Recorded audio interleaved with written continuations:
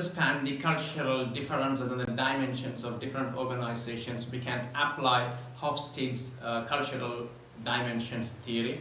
And he developed this theory after the studies of IBM employees, 100,000 of them during 1963 and 1973, 10 years of studies from 40 countries across the world. And he developed 4 dimensions initially. Number 1, power distance. Number 2, individualism and collectivism. Number 3, uncertainty avoidance. Number 4, masculinity and femininity. Now later he developed another dimension, which is long-term versus short-term orientation of organizations. Power distance is about the degree of social inequality considered or accepted normally by people. Distance between individuals at different level of hierarchy in an organization as well. If you see a country's president or prime minister and the people, what is the distance between those two different level of people in the hierarchy? If you want to approach your prime minister, how do you do? In an organization, the managers and the C-suite employees, how distanced are they? The managers and the people below them, how distanced are they? If they want to get some work done, if they want to approach them, if they want to control each other, how do they work? That is about the power distance. Individualism and collectivism is the next dimension. Individualism is about people, they are worried only about themselves, their close circuit, their blood relations and their family members. If they are fine, they are fine, and they do all the benefits for them at the cost of the rest of the society.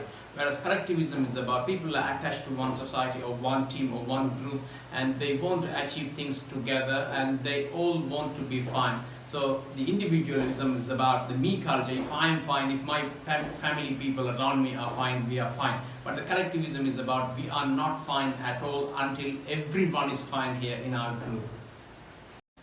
Uncertainty avoidance. If you take business, businesses, they take new projects, big projects, and the more you risk yourself, the bigger the reward is. Applying this theory, some companies, they want to take the risk to get the reward out of it, but your future is only a prediction. You can only foresee that, but you can't make anything sure.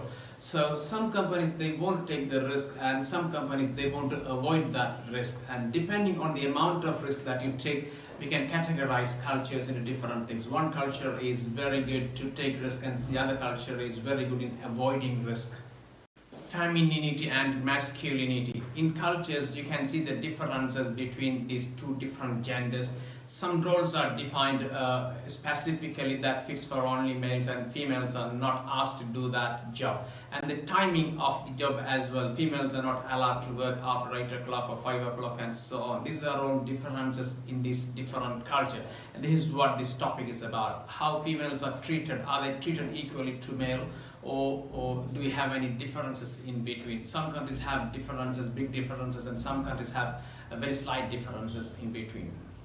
Finally, the short-term orientation and the long-term orientation. Some culture, it wants things to be done in the short run. They want to get instant money, instant success, instant result within 2-3 months, within 2-3 weeks, or within 1 year. That is short term.